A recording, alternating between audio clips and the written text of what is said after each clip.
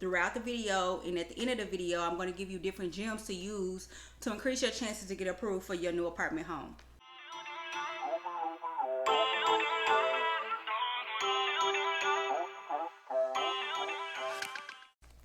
Hey everybody, thank you for tuning in to my YouTube channel today. It's your girl Tati Renee back at you again with another real estate segment. So I want to talk about today about the process of getting approved for your new apartment home, the application process to be specific. Now, a lot goes into this that people may or may not be aware of. So today I'm going to give you the 4 categories that determine how to get approved if you feel like you are weak in these 4 categories, and different tips that you can use to improve your ranking in these 4 categories. So stay tuned throughout the video, and at the end of the video I'm going to give you different gems to use to increase your chances to get approved for your new apartment home. Now, first thing first I want to talk about is that real estate is a process. It's a process. I tell all of my clients, now I am a licensed real estate agent for those of you who may not know. I do tell all of my clients, give yourself 30 to 60 days. 30 to 60 days to find the apartment that you want, to do the application, the process of the application, the documents, the signing, the moving, getting settled in. Give yourself about 30 to 60 days because it can be an overwhelming experience. But I don't want you to say, did nobody tell you? I just told you. So this will help you to be able to ease in and through the process of getting approved for your new apartment home. First thing I want to talk to you about is your renter score. Now, the apartments use a third-party vendor to determine if you're going to be a good tenant or a bad tenant. So your renter score goes into rankings. Now, you can think of it as score rankings like A, B, C, D, or you could think of it in numbers. They use numbers, so it's from a scale of 0 to 100. The higher your number is, the higher your approval odds, and the lower your number is the disapproval, of course. Now, the first category is your criminal history. It doesn't matter if it was serious or petty. They just need to know if you committed any crimes. And that's pretty self-explanatory because they have to protect the safety of their neighbors and they have to protect their property. Now, for you, the lessee or the buyer, the 2 factors that weigh in for you in this category is when it happened and what type of crime it was. Now, the older it was, the less weight it holds in this category. So that may work for you if you committed this crime back in 2007. And what type of crime it was, that's as far as what it was. Was it robbery? Was it a misdemeanor, a fight, something like that? It doesn't matter what it is, they just need to know about it to protect themselves. And now the second category that they check is your previous rental history. Now, your previous rental history, they ask for your previous landlord name and number to 1, verify that you did actually stay there, and for 2, to see if you consistently paid your rent on time. Now, consistency equals stability. So they want to know, did this person consistently for the last 12 months pay their rent on time? Now, if you were late a month or 2, that's okay. But if you're consistently missing every other month, that's going to raise a red flag in this category. And your landlord is going to tell them that information.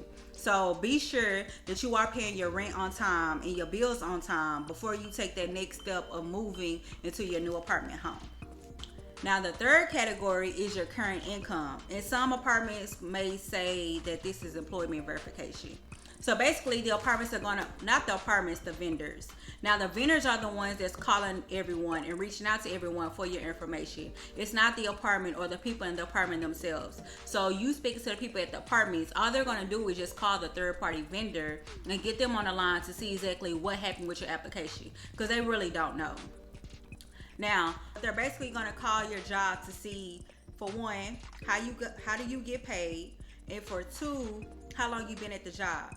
Now, you may be thinking like, why does this matter? So this matter because the longer you've been at the job, the more stable that it shows you reaching or achieving this amount of money that's been on their job at least a year or more. It gives you extra brownie points that you've been at your job for a long period of time, because they know that you're a stable person, that you're not jumping around, or you're just not looking for the next quick thing, that your foundation is stable. And that's the kind of person that they want to move into their apartment home.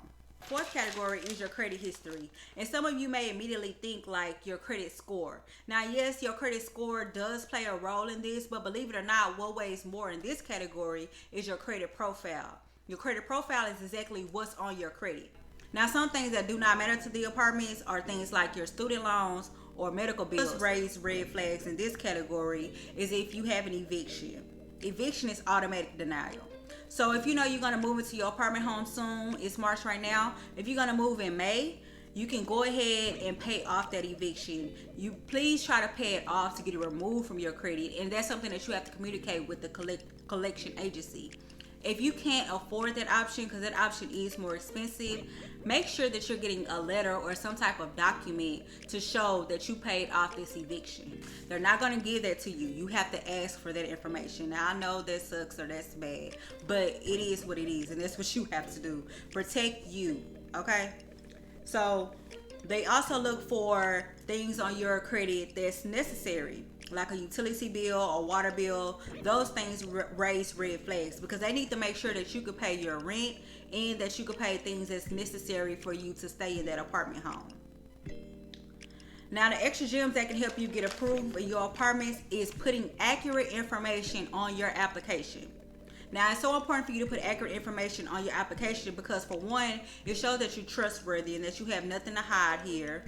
And then, for two, it speeds up the process as far as with the third-party vendor because they have to pay these people. So the longer it takes, the more money that they have to pay out to market the apartment home, to keep the electricity and the water working in that apartment home, because when they have a tour, you have to be able to show the property with lights, water, air, stuff like that, and the apartments have to pay for that. So the sooner that they can get you moved in, the sooner that they can remove that bill from their expenses. So telling accurate information speeds up the process to get you into your new apartment home, and it also gives you that extra boost that you may need to get approved. Now, the second gem that's going to give you an increase in your approval odds is how quickly you want to move in. The quicker you want to move in, the better for the apartment home, because now they no longer have to bear the expenses of that empty apartment.